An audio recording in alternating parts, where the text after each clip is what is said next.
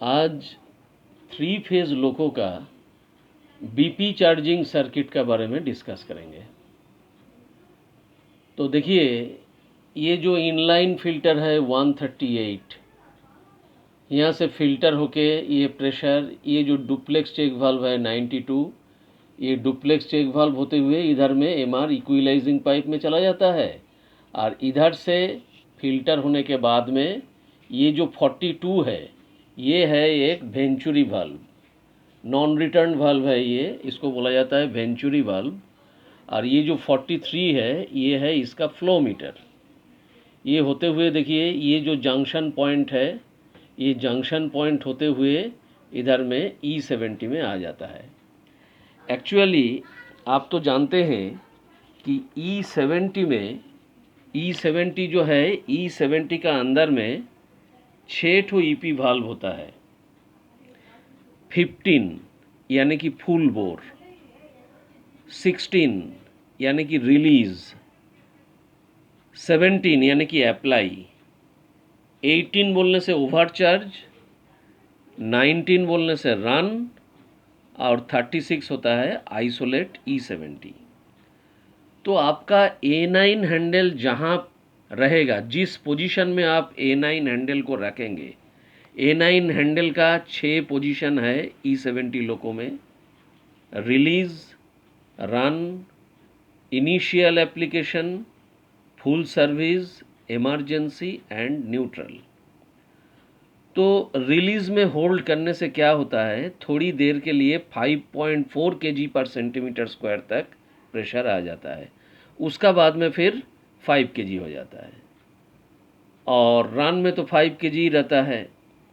Initial application में 4.6 kg दिखाएगा, full service में 3.35 kg पर सेंटीमीटर स्क्वायर दिखाएगा, और इमरजेंसी में और न्यूट्रल में बिल्कुल 0 हो जाता है। तो A9 हैंडल जिस पोजीशन में रहेगा, उसके मुताबिक control card of brake electronics में एक सिग्नल चला जाएगा, और उसी मुताबिक कंट्रोल रिजर्वर में उतना ही प्रेशर जनरेट होता है। इसको देखने के लिए एक प्रेशर स्विच या ट्रांसड्यूसर, ये 69 को रखा गया है। 69 उसको चेक कर लेता है कि A9 का जिस पोजीशन में है A9 हैंडल, उस पोजीशन के मुताबिक कंट्रोल रिजर्वर में प्रेशर जनरेट हुआ कि नहीं, और फीडबैक सिग्नल फिर से control card of brake electronics में भेज देता है। इसके अलावा यदि आप इमरजेंसी ब्रेक अप्लाई करते हैं, उसी टाइम में ट्रैक्शन इक्विपमेंट को भी सिग्नल देगा कि फर्दर उसमें ट्रैक्टिव एफोर्ट अलाउ नहीं करेगा। तो देखिए, ये जो सब EP वाल्व ये E70 का अंदर में है। ये जो E70 है, ये E70 का अंदर में हम पहले ही आपको बता चुके हैं कि 6 ठो EP वाल्व है। और देखिए क्या होता है, इसमें E70 में आप जब A9 हैंडल को रिलीज़ पोजीशन में लेके होल्ड करते हैं, रिलीज़ में तो रहेगा नहीं, रिलीज़ में होल्ड करना पड़ेगा। तो रिलीज़ में होल्ड करने से, रिलीज़ बोलने से 16, ठीक है, तो रिलीज़ में होल्ड करने से कॉइल नंबर 19 एंड 15 एनर्जाइज हो जाता है। 19 बोलने से रन, और 15 बोलने से फुल बोर। और ये फुल बोर एनर्जाइज होने से ये क्या करता है, 18 को एनर्जाइज कर देता है। EP number 18, EP valve number 18 overcharge को एनर्जाइज कर देता है, और थोड़ी देर के लिए, फॉर द टाइम बीइंग, ये क्या होता है, 5.4 kg पर सेंटीमीटर स्क्वायर तक प्रेशर जनरेट हो जाता है। और उसके बाद में, थोड़ी देर बाद में, फिर से प्रेशर घट जाएगा, और घटने का बाद में वो प्रेशर फिर से हो जाएगा 5 kg पर सेंटीमीटर स्क्वायर। और इसमें जो EP36 का रोल है, देखिए EP36 normally D energise position में होता है, लेकिन ये EP36 एनर्जाइज होता है कब, अभी मान लीजिए जो कैब अभी एक्टिवेट नहीं है, वो कैब से मान लीजिए आपका स्लेब लोको है, स्लेब लोको में EP36 एनर्जाइज रहेगा। या तो मान लीजिए आप जब जेडमैन को ऑन करते हैं उसी टाइम में ईपी नंबर 36 एनर्जाइज होता है और ये एनर्जाइज होने से वो E70 का रास्ता को बंद कर देता है। ठीक है, और इसके अलावा देखिए इसमें ये जो 71 आप देख रहे हैं ये है इमरजेंसी एग्जॉस्ट वाल्व, और 72 जो है ये 72 ये है इमरजेंसी ईपी वाल्व। ये 74 कॉक हमेशा खुला रहना चाहिए और ये कॉक 70 भी हमेशा खुला होना चाहिए। जैसे कि मान लीजिए विजिलेंस पेनल्टी अप्लाई हो गया, जैसे कि मान लीजिए आप ओवर स्पीड में जा रहे थे, तो ये सब रीज़न में क्या होता है 74 से प्रेशर आके ये एग्जॉस्ट हो जाता है 71 से, यानी कि इमरजेंसी एग्जॉस्ट वाल्व से। ये जो बीपी ड्रॉप होता है ये बीपी ड्रॉप होता है इमरजेंसी एग्जॉस्ट वाल्व के जरिए। और इधर में आप देख सकते हैं, इधर में एक ऑक्सिलियरी रिजर्वर है 51, इसका कैपेसिटी है 240 लीटर।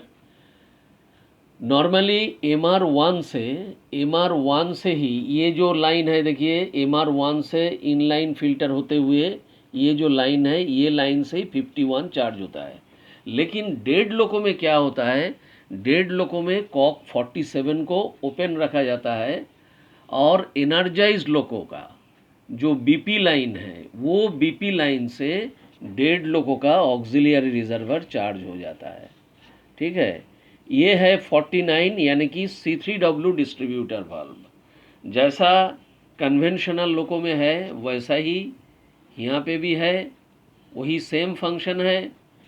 तो जैसे कि आप माने बीपी ड्रॉप करते हैं वो सिग्नल आके पहुँचता है 49 का पास में, और 49 क्या करता है वो सिग्नल को भेज देता है ये 57 में। ये जो 54 है ये एक डबल चेक वाल्व होता है, और ये जो 52 है इसको बोला जाता है डायनामिक ब्रेक कटआउट वाल्व। इसका यही रोल है, आप जब रीजनरेटिव ब्रेकिंग का इस्तेमाल करते हैं उसी टाइम में ये 52 एनर्जाइज हो जाता है और C3W डिस्ट्रीब्यूटर वाल्व से प्रेशर को रोक देता है। मतलब ये क्लोज टाइप का है। ये इसीलिए दिया है क्योंकि रीजनरेटिव ब्रेकिंग और एप्लीकेशन ऑफ लोको ब्रेक, ये जो डुप्लीकेशन है इसको रोकने के लिए। तो आप जब आरबी लेंगे, आरबी का समय में ये 52 एनर्जाइज होगा और 49 से प्रेशर को ये डबल चेक वाल्व की ओर आने नहीं देगा। ठीक है, तो ये 57 होते हुए लोको ब्रेक सिलेंडर में प्रेशर चला जाता है। जैसा कन्वेंशनल लोको में C2 रिले वाल्व हम लोग बोलते हैं, और वही 3 फेज लोको में हम लोग बोलते हैं D2 रिले वाल्व। तो यहाँ पे 2 D2 रिले वाल्व है, एक है 57, ये जो आप देख रहे हैं ये 57 है प्रोपोर्शनल ब्रेक के लिए, और डायरेक्ट ब्रेक के लिए जो D2 रिले वाल्व है वो है 58।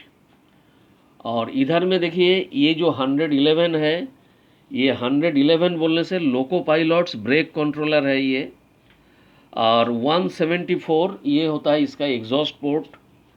116 जो है ये 116 ये है इमरजेंसी एग्जॉस्ट वाल्व। यहाँ पे एक टेस्ट पॉइंट है 118, और ये जो 113 है ये होता है आइसोलेटिंग कॉक इमरजेंसी का। ये जो हम बताया ये होता है आपका E70 के लिए। अभी नॉर CCB होने से कैसे बीपी चार्ज होगा देखिए, नॉर CCB में फैक्ट्री सेटिंग है, उसमें इलेक्ट्रॉनिक ब्रेक वाल्व यानी कि EBV वहाँ से कंट्रोल कार्ड में सिग्नल जाएगा, फिर कंट्रोल कार्ड से वो सिग्नल चला जाएगा ERCP में यानी कि इक्वलाइजिंग रिजर्वर कंट्रोल पोर्शन, इसमें सिग्नल चला जाएगा। फिर MR2 का प्रेशर ERCP में एडमिट होगा, उसका बाद में वो प्रेशर चला जाएगा BPCP में, फिर BPCP MR2 से प्रेशर को लेके ट्रेन पाइप में भेज देता है। ये जो सिस्टम है ये सिस्टम है नॉर CCB के लिए। लेकिन नॉर CCB में जब ब्रेक इलेक्ट्रॉनिक्स फेल हो जाएगा उसी टाइम में ब्रेक इलेक्ट्रॉनिक्स फेल होने से F1001P1 ये फॉल्ट नंबर जनरेट होता है और बीपी पूरा ड्रॉप हो जाता है। तो उस टाइम में बीपी कैसे चार्ज करेंगे? पीटीडीसी के जरिए। देखिए पीटीडीसी के जरिए उस टाइम में बीपी कैसे चार्ज होता है। MR2 का प्रेशर उस टाइम में पीटीडीसी हैंडल होते हुए ईआरसीपी में आता है। फिर ईआरसीपी ये प्रेशर को भेज देता है बीपीसीपी में। फिर बीपीसीपी MR2 का प्रेशर को लेके ट्रेन पाइप में भेज देता है। ये है सिस्टम।